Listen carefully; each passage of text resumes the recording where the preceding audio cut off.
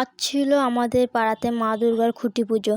তো আমি ঘুম থেকে উঠে ফ্রেশ হয়ে নিলাম। তখন ঘড়ির কাঁটায় বাজে 10টা, আর আমিও বাড়ি থেকে বের হয়ে পড়লাম পুজোর ওখানে যাওয়ার জন্য।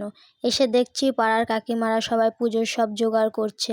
আমিও তাই দাঁড়িয়ে থেকে একটু দেখছি, আর কাকুর আমাকে দেখতে পেয়ে দোকানে যাওয়ার দায়িত্ব দিয়ে দিল।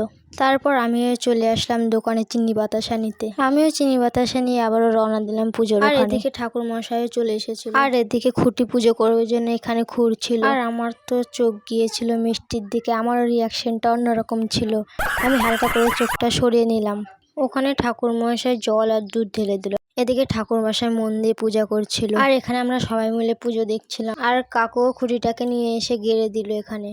আর ঠাকুর মশাই নিয়ম মতো যা যা করার ছিল করছিল এদিকে। আর আমরা সবাই অনেক এক্সাইটেড ছিলাম, আমাদের পাড়ায় প্রথমবার মা দুর্গার আগমন, একটু তো আলাদাই আনন্দ হচ্ছিল।